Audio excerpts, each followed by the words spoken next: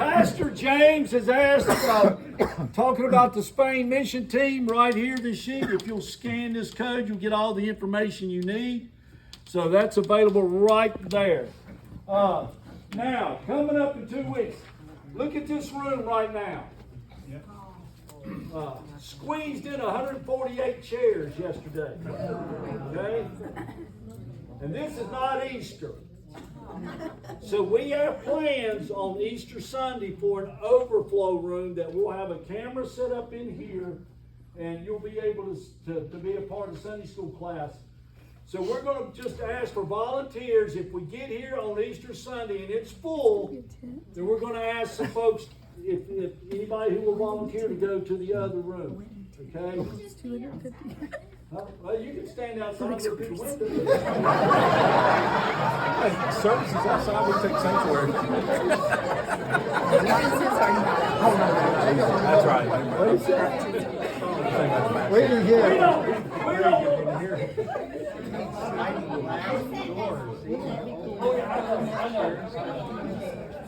And Angie brought up a good point. Well, we could have the class outside. The only problem with that, we don't know whether we're going to have that many or not. We're anticipating. But taking all these chairs and setting them up out here, we got the weather to worry about and all that. So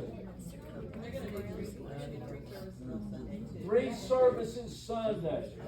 The first service, Karen, you help me if I'm wrong, but the first service, there is no child care and there is no Sunday school during the 8 a.m. And then we'll go right to the next schedule. So anyway, and my wife and I will be the first ones to go to the room. So I'm not going to stand up here and ask you to do something if we're not going to do it. So we'll be the first ones to go. So that would be a great problem to have. It really would. So you can come in here and mingle and stuff. Yeah. Before this.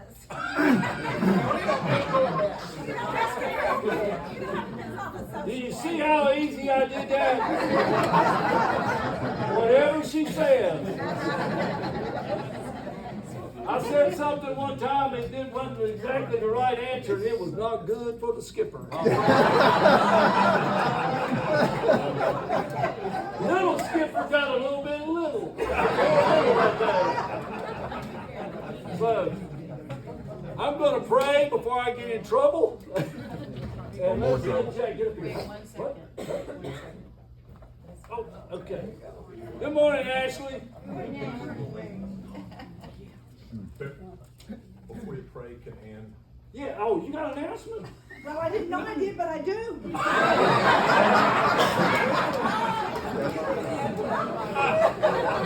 How stupid to be a big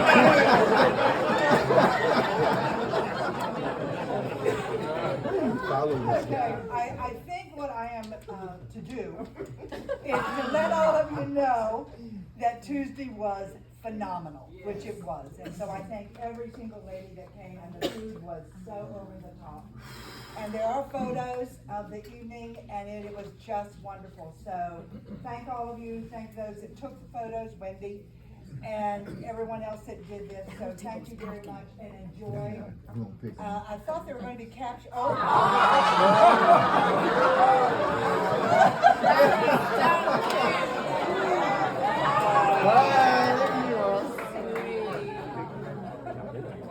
I've got to prepare, Jack. Because Ann will make 3 announcements in a row about an event. I just didn't know she's going to make announcements about the event when it was over. Well, let's pray.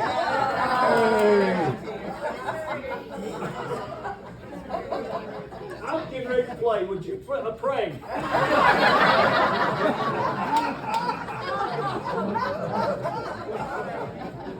Visitors, do you see what this class will do to a human being? Father, as we come to you, we praise you and thank you for this day, your many blessings. For each and every person here today, we thank you for their attendance and being a part of this class.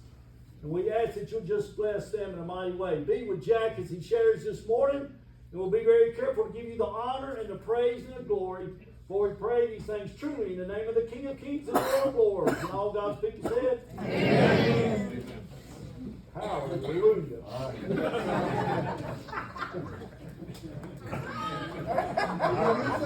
right, well, one more.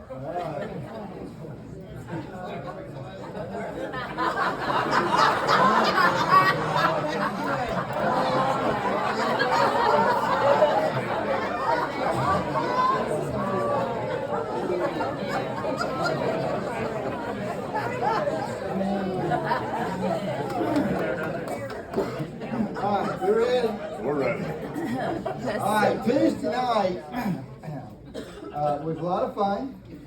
I kept really quiet for me. Sure was proud of me. It was the ladies' event and I stayed out of the way. But we were part of the security team. And I don't know if you noticed that the men had a security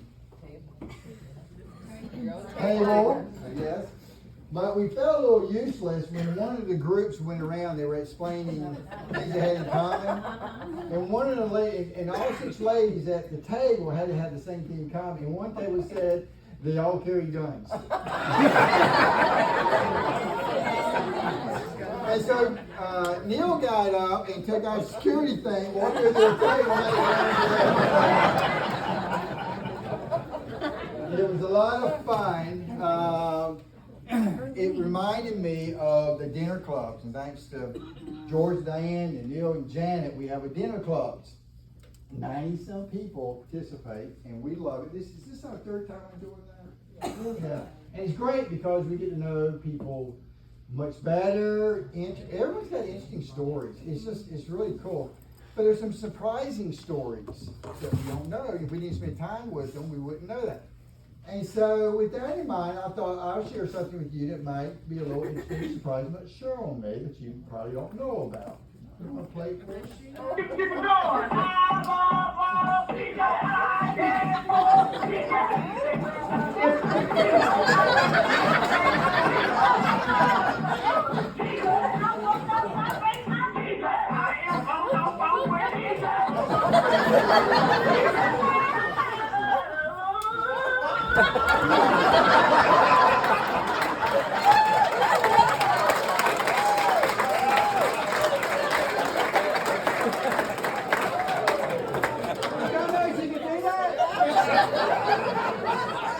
Oh, I had to do say Jesus 8 times. That was good. You see what we do at work. I'm just in awe with my wife there. Can you just see that? Anyway, obviously we have a lot of fun. Some guy came in, true story, some time ago. He goes, well, Jack, I like that you talked about the word and other people get to participate. I like that, but y'all just have too much fun. I said, well, Eeyore? What are you talking to, Forrest Gump? And I quickly, very nicely said, well, what's the second fruit that we have? He goes, love, joy. And we do experience a lot of joy here. We have a good time. But we get into the Word, and that's where we are. I'm not going to do a big review because I want to get into what we want to talk about.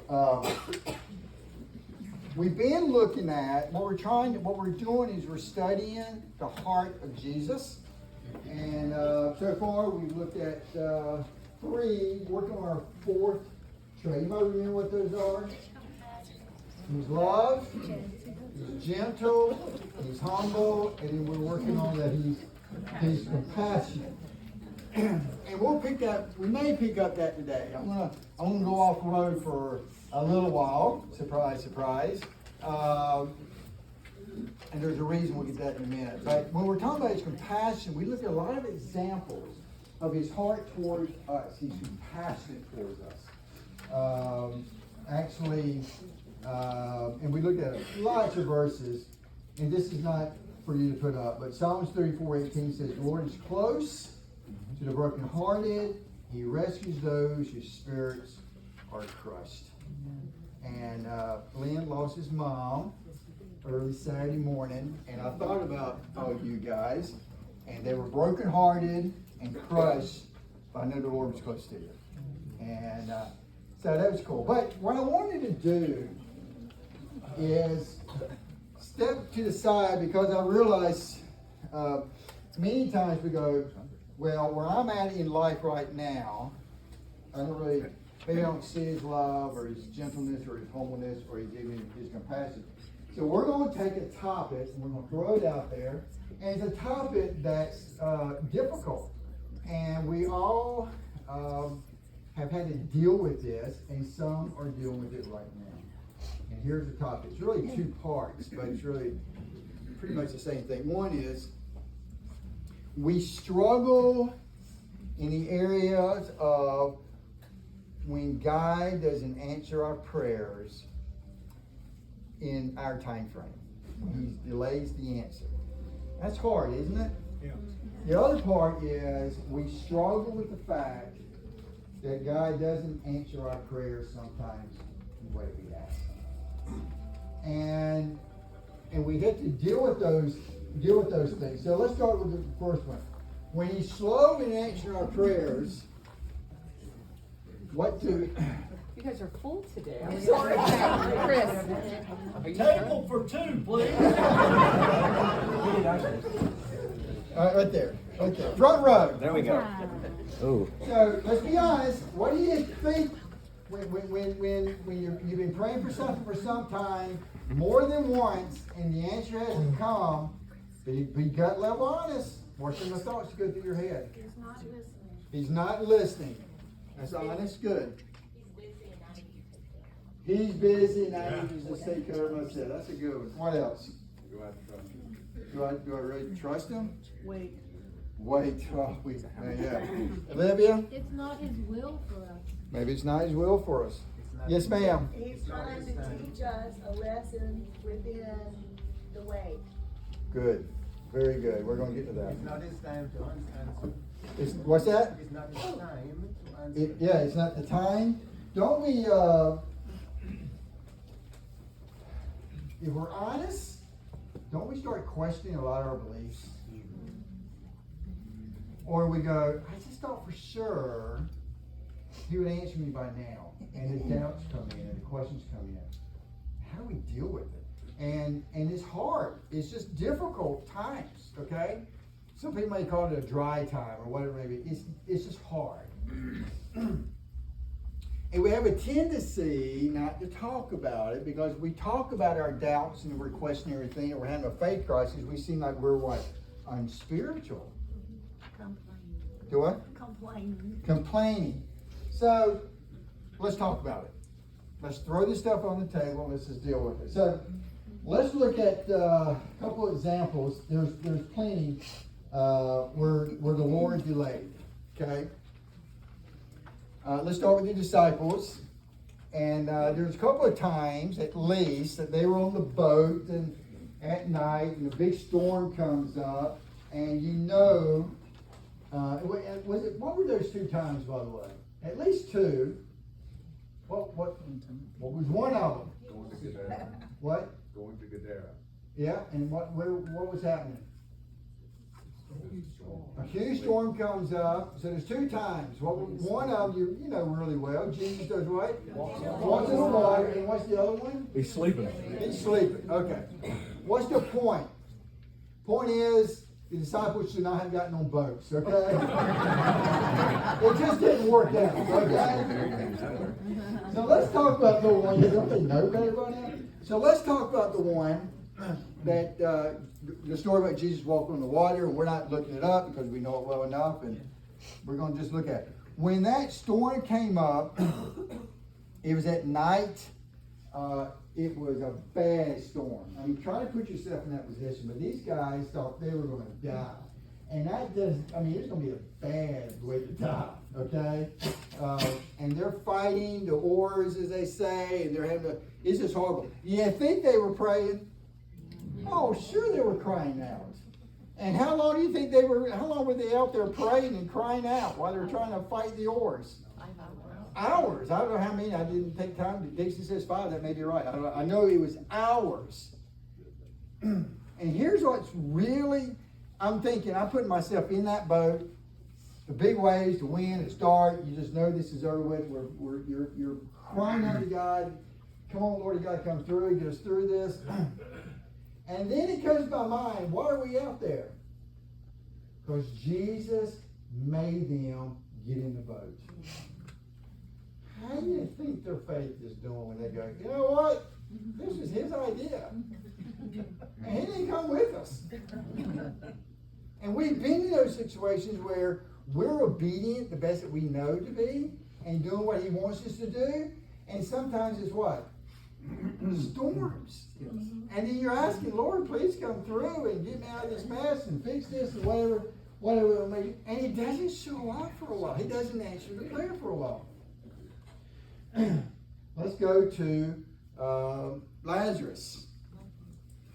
Lazarus, as you know, gets sick, and he passes away. How long? Now you know the sisters, Mary Martha, you know they were praying when Lazarus was sick, and they realized this is pretty serious. And they prayed, and they prayed, and they prayed, no doubt. We don't know how long he was sick, but we have a minimum amount of time we know he was sick. What was it? 4 days.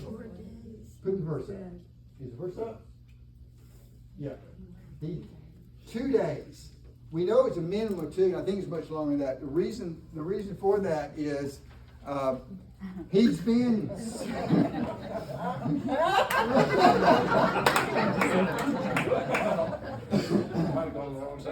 No, there you go. Sorry, Jack. No, man. Glad you're here. Okay, so we know that they got word to Jesus, hey, Lazarus is sick. Can you do something about it? Jesus waited how long? 2 days. He delayed 2 days. When Lazarus died, what do you think the sisters' thoughts were about their prayer life? Useless. Useless. Thank you. Think they were confused? Of course they're confused. Wouldn't you be? I mean, you think about it. Jesus waits. They pray for probably days, maybe weeks. We don't know. Jesus gets word. He knows what's going on. He still delays 2 days. And they had a special relationship with Jesus, did they not? Yes, and they really must have thought that he had forgotten them. He just was not paying attention to them. Felt like he abandoned. Man, we all felt like that. Okay? Good point. Good word. So, Jesus had a special relationship with his family, didn't he? He would stay in their homes. They would feed them. Mary, one of the sisters, was the one that took the very expensive perfume and poured or anointed Jesus with it. It was very expensive. She's also the one that cleaned his feet with her hair. Now listen, man, it was different back in those days. They didn't have sidewalks. Okay, they had dusty, dirty roads, and they wore sandals, so their feet were nasty. Okay, and she chose to clean his feet with her hair and tears. When they sent word to Jesus about Lazarus, remember what they said? The one that you what? The one that you love. And he didn't come through on their times table. Now, so here we are. You're going through a crisis. You're having all these doubts. You seem like you've been abandoned. You know, where is he? He's not answering my prayers. He's not coming through. We've all been there. How do we deal with that? Well, we look at the end of these stories. If Jesus would have came through when the disciples asked him to come through, what would they have missed out on? Jesus walking on the water. I mean, if that boat, once they landed and we were there, and we said, man, how did you guys survive that? Hey!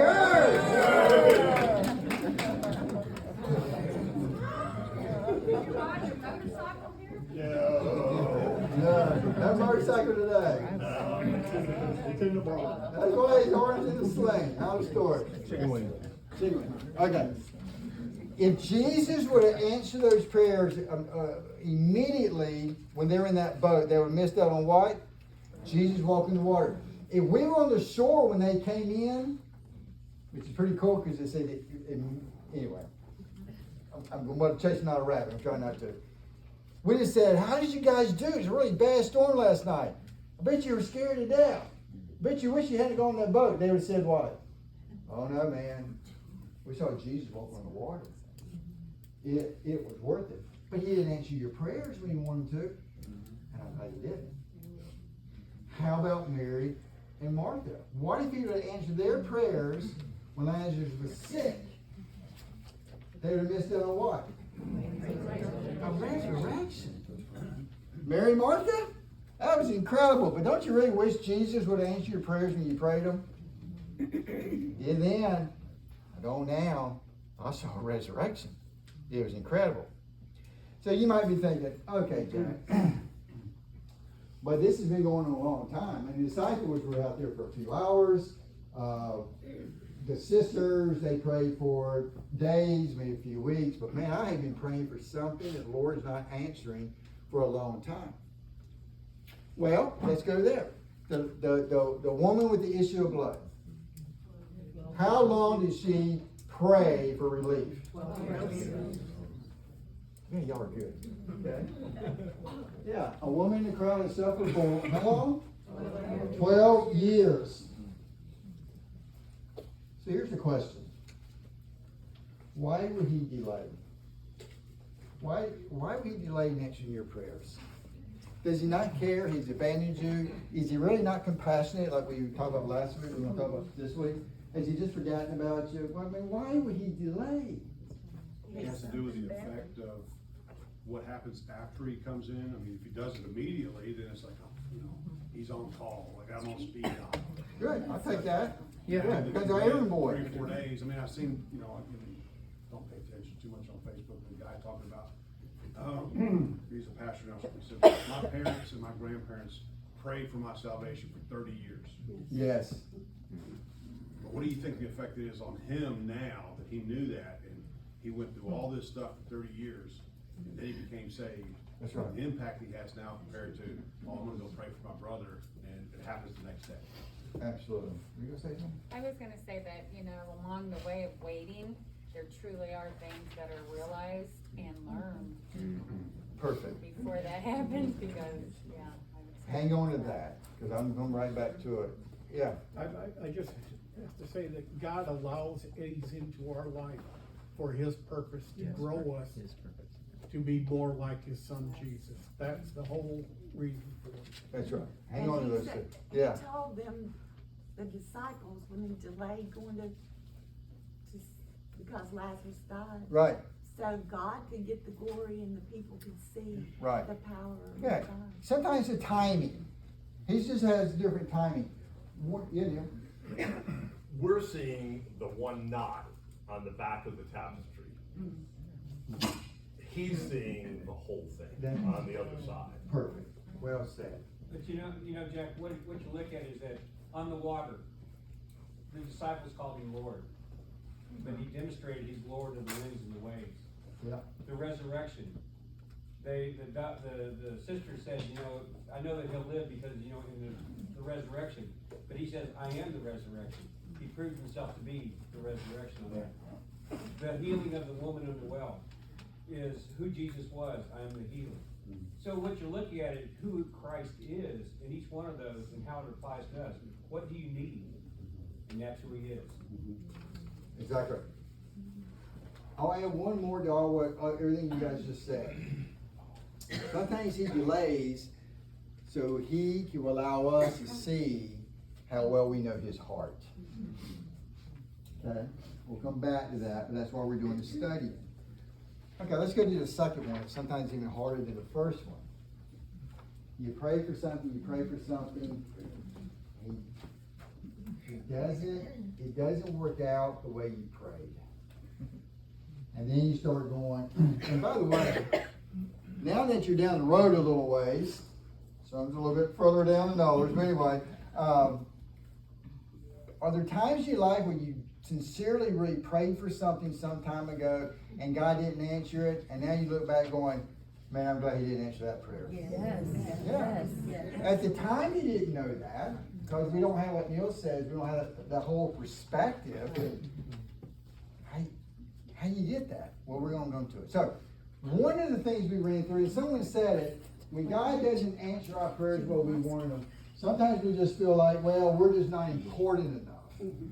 There's other more important people. Let me just remind you of something. God favors his children, but inside the family, he shows no favoritism. Okay? Yeah. Just gonna say to that, when the ladies say, the one that you loved, Yes. they don't get that, that's all. That's all. That's exactly right. Exactly right. Jack, part of the answer is found in another one of his miracles. When the disciples came up on the man that needed healing, they asked, who sinned, him or his parents? And Jesus answering that is kind of where we are with all this, is sometimes it's so that the will of the Father can be done and seen. That's right. And you think about it, and that's what you're describing here. Sometimes we go through these trials so that people can see God through our trials. That's right. Absolutely, it's for other people. Absolutely, and it's to draw us closer to know his heart better. Yes, ma'am. Tagging on what you said, other people, is when Jonah went into, before he went into the whale, the storm came, but the people that are on the boat, they were non-believers. Mm-hmm. And when God stopped that storm, not only did he save Jonah, but he saved all those other people too. So lots of times it's for other people. Absolutely right. So let's deal with this issue. God didn't answer my prayer. It's already, whatever the situation was, it's resolved. It didn't work out the way you wanted it to, the way you prayed and all that stuff. Now that you're still waiting, it's over with. And he did not come through. And you go, I'm just a peon in the family. I'm not that important, obviously. And that's why he didn't answer my prayer.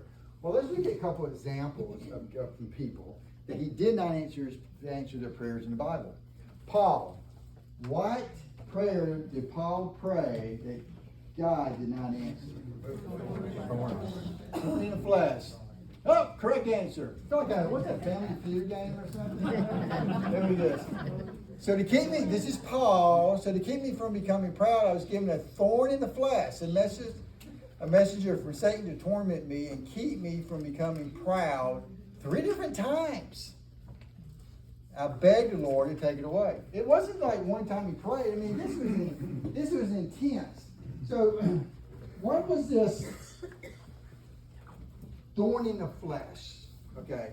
Now before we start saying anything, let me just say this.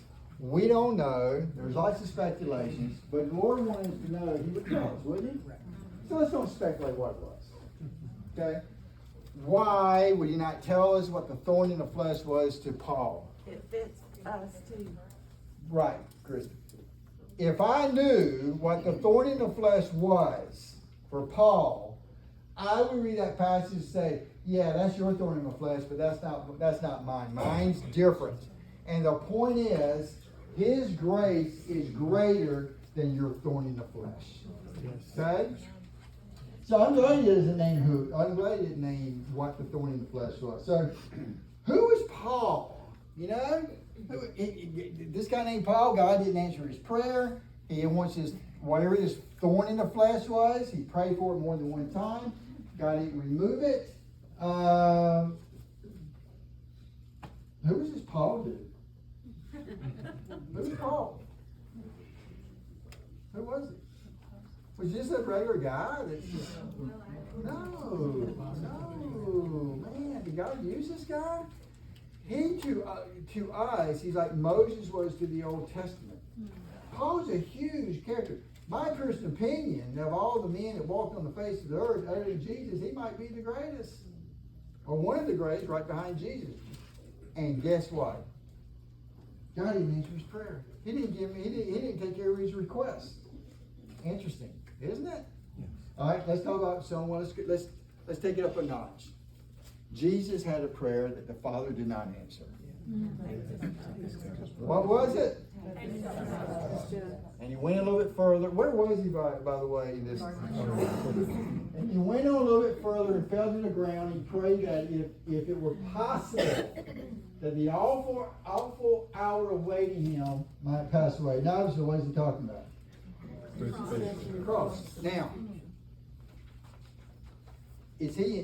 was his prayers that time? Was he doing a good job praying? Was he just praying before he fell asleep? Was he just kind of nodding off? No, man. He was intense on praying. I mean, he was sincere in praying, just like you and I when we're facing a really horrible crisis. And the Father chose not to answer his prayer. And it wasn't that he prayed this one time. How many times did he pray? 3 times. 3 different times.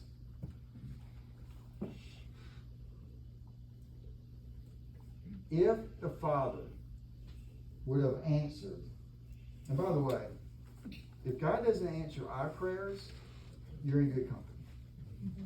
That means there's a good reason he doesn't answer the way we pray. And we just testify that there's prayers in your past he didn't answer, and you're really glad he did. If he'd answered Paul's prayer, what would it have been? How would that have been different? He didn't. Why not? Why did he give him that thorn in the flesh? Remember that scripture? Because prone to pride. He to become prideful. Why would he become prideful, by the way? His success rate. Oh my goodness! He had a 3-year time period that I believe Jesus taught him personally. There's to say he made a trip to heaven and back. I mean, he had all those credentials we're not going to review. And God says, if I don't give you that thorn in the flesh, pride's going to sneak in there. And if pride would sneak in there, he'd have lost his dependency on the Lord. And we may have missed out on what? A lot of the New Testament. A lot of the New Testament. So there's a reason he didn't answer prayer. Okay. Well, the Father didn't answer his own Son's prayer. Why? My question is, if it answers Jesus' prayer at that time, the first part of his prayer, I know we get technical, what would be different? What would we have missed out on? We wouldn't have life. Salvation. We wouldn't have life. We wouldn't have had life. So, here's where it gets it. Paul and Jesus trusted the Father. Because Jesus ends up saying, hey, if there's not a way, let's take the exit door. But if not, then let's do it. They trusted the Father. How did they do that? How can they trust him? How do you trust certain people in your life? Because you know their heart. You know their heart. I was talking to somebody this week. I don't know who it was now. But if I do. He's out in the parking lot with us. It's Jeff. If we were talking about this, and he needed some encouragement, so I was trying to encourage him. But if a complete stranger came up to you and go, hey, I'm broken down. Can I borrow your car? And you're going to say, what? I gotta be someplace. I'm sorry. If your best friend came up that you know for years comes up and says, hey, can I borrow your car for just a little bit? What would you say? No, I don't have any drive. It's yours. Why did you say no to the stranger and you said yes to the friend? Because you know his heart. You trust him because you know they're in the heart. When we know the heart of God, our Father, Jesus, the Holy Spirit, when we know the heart, we can do what? We can trust him. You go, well, you may not say it, but subconsciously you may go, I just really, if I'm honest, I just don't really trust. I don't trust. Why don't you trust? Because you don't know the heart. That's fine. Because if you know the heart, you're going to go, okay, he's not answering my prayers the way I wanted him as quickly. I'm waiting. or he didn't answer prayers the way I wanted him to, but you know what? I know his heart. I know he's not going to do anything bad towards me. Matter of fact, you probably heard this saying before. There is it. There you go. When you can't see his hand, you can what? But you gotta you gotta do what? Know his heart. You gotta know his heart. That's why we're doing this study. That's why we're gonna spend a lot of time in this study, and I think it's well worth it. Because when I pray, it's not coming through, or he didn't answer what he wanted to, and I'm not trusting, and back to Matthew 11:20-30, now I'm not resting in my soul. I tell you, all that means is I don't know his heart. Jack, I had to look it up, the character from The Chosen, but for those that hadn't seen season 3, sorry, but anyway, there's a place in there where he's sending all the disciples out and says, I'm gonna give you the power to heal and do great works in my name.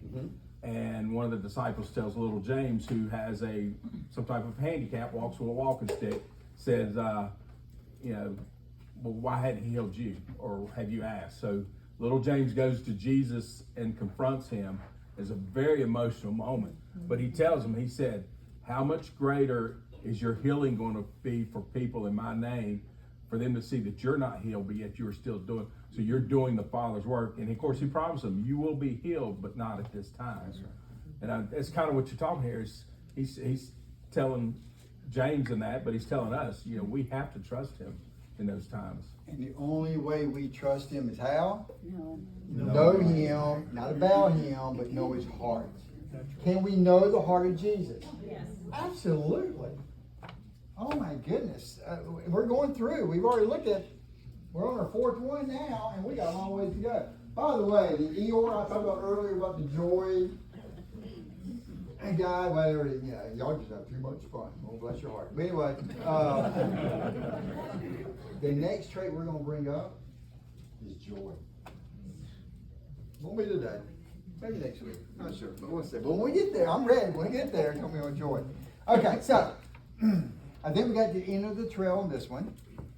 Hopefully, we could have done a much deeper dive, but really simplify it. When the Father doesn't answer our prayers on our timetable, when he doesn't answer prayers when we want to, then we just got to say, I trust you, and I can trust you because I know your heart.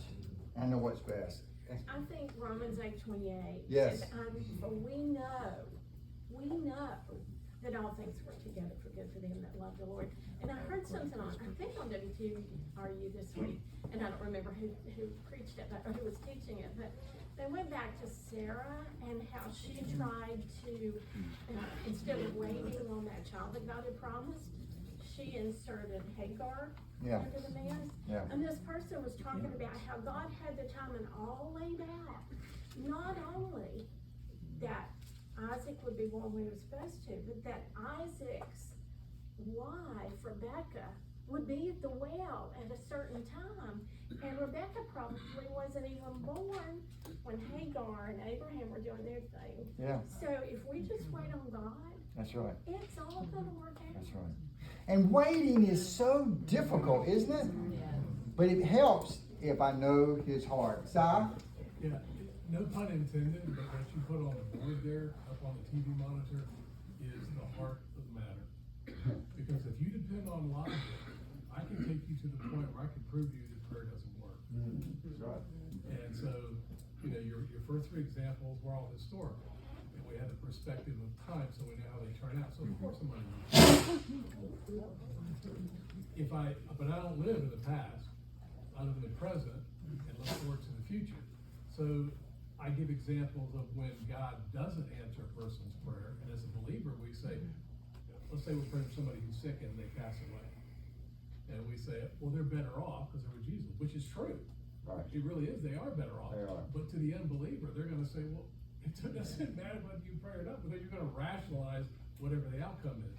So that statement right there is the key to making this whole thing work. Yeah.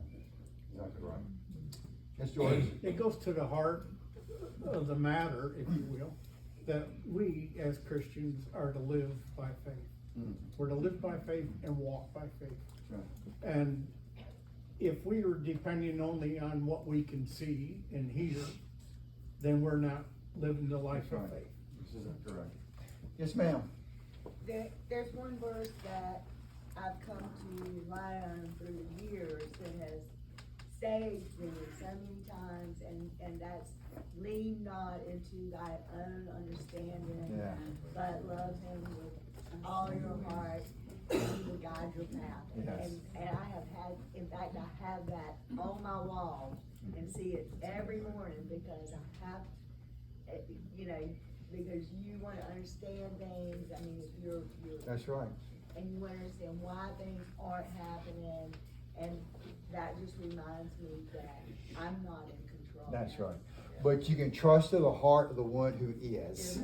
Gary. I kind of wonder sometimes if on God's timeline, Jesus is asking, can we do something a little bit different? Can we postpone this?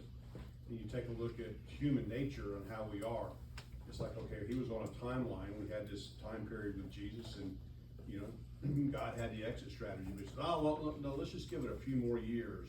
And it's like, what does human nature do during that time period without that resurrection at that time? Let's say he moved it out 5 years or 10 years. You have all these people starting to doubt because things aren't happening in a timeline. Back in Moses' time, God's taking care of everybody, but they're still finding fault. And so it's like, to me, the more time he has, if he extended it, the more time people would be looking to find fault in everything that he does, and he doesn't get the impact on us, the storyline for us to follow. He does, each thing you have draws you closer to him. They say when people are in a crisis, that's when later they say, oh, that's when God drew me closest. That's true, but let me add something to it. You've heard this. When you go through a crisis, it says, I'm changed the wording a little bit. It'll either make you better or it'll make you. What's the difference? In one letter. Focus. All the above. It's where your focus is. It's where do I know his heart? Do I really trust him? And he will, guess what? He will draw into you. But more importantly, as we look at compassion for the last week or two, Jesus doesn't meet us at our point of pain. He's in the pain with us. Boy, I want to get ahead of ourselves. I'm about to get ahead of ourselves. Well, hang on. But remember, I think it's Romans 12:15. Weep with those who weep, and what? Rejoice with those who rejoice. Do you think Jesus weeps when we weep? Yeah, he wept 2 times that way, walked on planet Earth, at least that we know of. When the sisters are hurting, Jesus knew he was going to work things out. And when he saw the city of Jerusalem, because he knew those people were going to reject him, and they were going to suffer the consequences for rejecting the Messiah. So yeah. But we've got to let him in. We got to find his heart, and we got to let him close to us. A lot of people will resist that. And I've been praying a lot for Lynn and Sandy and Riley and the family. When Lynn lost his mom, and my prayer was, Lord, may they just be, and I know they will, but let their hearts be open where you just love on them and strengthen them. And you find that, that verse that says his grace is sufficient. When you need it, you realize that verse is true. You can just read it when life's going great. You read it, go, okay, that's fine. But when you really need it, that's where you'll find it. If you're open to it. Okay, we good? All right, so we went off the path. And hang on, we're gonna get back on the path we were on. And last week we talked about Jesus went towards people who were suffering. And we looked at all kinds of examples. Now we're going to look at Jesus went towards people who were in sin, or he moves towards sin so many times. Okay, so let's go back to Old Testament times. Under the law that they lived under, and man, I can tell you what, if you know anything about the law, thank God that we were born when we were born. We live under grace. Okay, it is so much better. Okay. Under the law, you really could break it down to 2 categories. Categories of clean and unclean, right? And the Old Testament Jew had a very strict, complex system of being clean and staying clean. Okay? So, what are some ways that a person under the Old Testament law will become unclean? What are some examples? Eat non-kosher food. Eating the wrong foods. Touch blood. Touch blood. Touch a dead body. Huh? And the baby.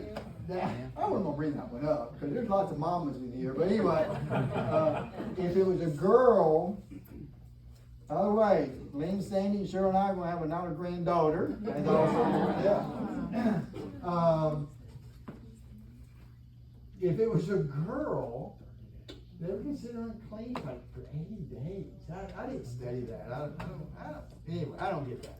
But there are certain things that a person can do. One of those that you did not mention was what? If they came in contact with a leper or unclean person. So how would an unclean person be treated how were they treated back in that day? Do what? Shunned. Good, I like that. Outcast. Sometimes just embarrassing them. Treated badly. If they saw an unclean person, what would they do? Walk away. Not only that, they do what? They would announce it. Okay, how would you like someone to see you? And they announce everyone. Important. Unclean. Okay? I mean, do what? The lepers had to say it if anyone started approaching. When we just say that, we kind of like, okay, that's good. I mean, if we really think about the humiliation that they went through during that time. So, if an unclean person came in contact, if a clean person came in contact with an unclean person, what will happen? They're now become unclean. Keep that in mind. We'll come back to it. So if a clean person comes in contact with an unclean person, the clean person is now considered unclean. That's why they were often embarrassed and treated badly. That's why they would shout out, unclean, unclean. I would stay away. Because if you became unclean, what were some of the things you had to do to become clean again? Be confident. I gotta hear you. Sometimes there were some rituals, there was some bathing involved, there's a time period I mentioned earlier, up to 80 days, they had to be separated. If they were a leopard, what did they have to do to become clean again? Present themselves. They had to be healed, right? They had to be healed, and then they had to present themselves to who? The priest at that time. And the priest had to declare them, they're now clean. And I'm sure the priests were very hesitant to announce someone that was a leper that they're now clean. Why would they be very hesitant to do it? Because they missed it. Okay. They would become unclean. Well, that's a good point. That's right. Okay, so here we go. Jesus would be the cleanest person. Okay, I'm going to change that wording. The purest, the holiest person who ever walked the face of earth. We don't really understand that, but we kind of get a glimpse of it in that story where him and the three inner circle guys, who were those? And they went up to a mountain, and look what they see. They actually get a glimpse of how the purity of Jesus. It says 6 days later, Jesus took Peter and his two brothers, James and John, led them up a high mountain to be alone. As the men watched, Jesus' appearance was transformed, so his face shone like the sun, and his clothes became white as light. We just get this, a little bit of a glimpse of the purity and the cleansing, how clean Jesus was, how holy he was. What was Jesus' impulse when he saw an unclean person? Go to him. Go to him. If you just give that some thought, that is amazing. The cleanest person, the holiest, the purest, would be removed from that. And what does he do? He goes towards them. He was drawn to them, and they were drawn to him. Now, when he did that, this is awesome. Chad would do a karate kick here in a minute, okay? I'm not gonna do it. I'm gonna pull something and embarrass myself, okay? I said earlier, if a clean person came in contact with an unclean person, the clean person is now considered what? Unclean. When Jesus, the cleanest of all, came in contact with the unclean person, what happened? The unclean became clean. Look at that karate kick. You think about that, okay? That is amazing. Why? Because Jesus was compassion with flesh.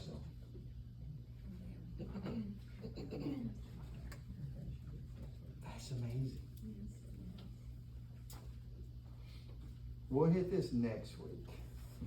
This is a good breaking point. But a thought that you probably have had, or maybe are having right now. Sure, that was back then we walked on planet Earth. What about today? What about me? Well, I'll tell you this.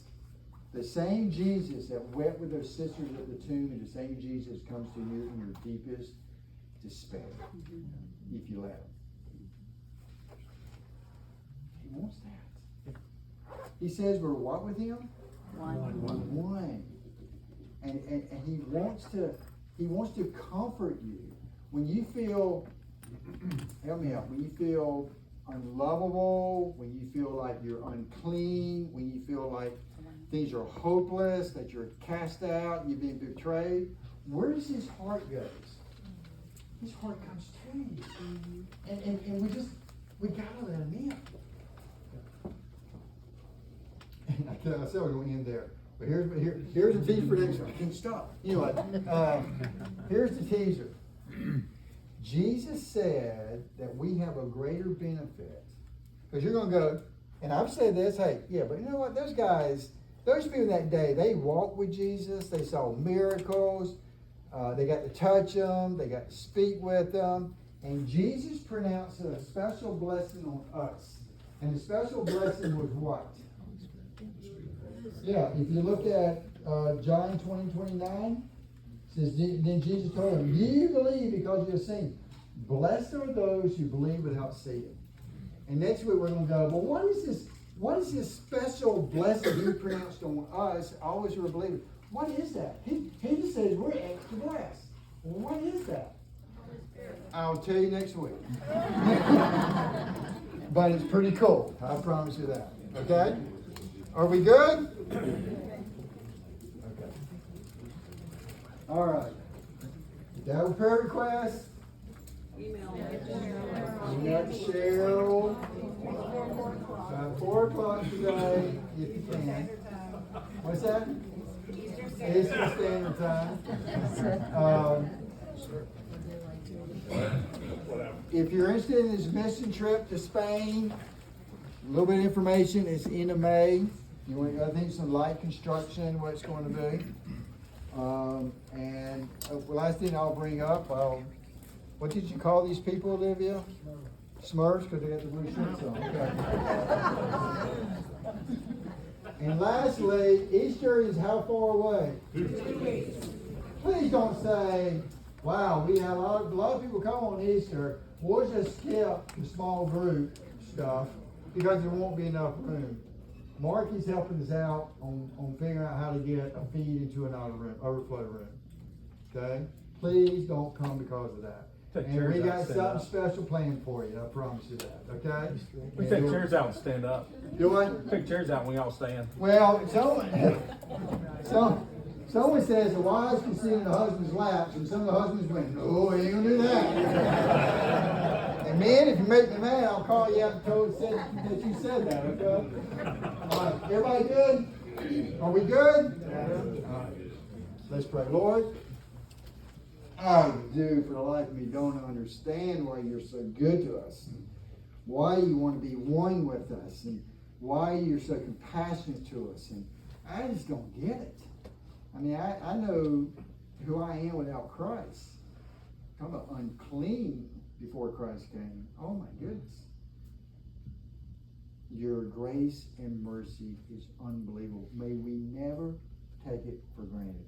Lord, show us your heart. And I say this but every week lately, but Paul prayed that we will have power to know how much you love us. Not to do a bunch of stuff, that will come. But most importantly, Lord, give us power to understand how much you love us. Let us get to know your heart better. May we take time and sit quietly and ask you to show us your heart. And allow us to get deep inside of you. And allow you, where you already are, but may we recognize you're deep inside of us. We are one with you. And you're kind and you're good. In Christ's name, amen.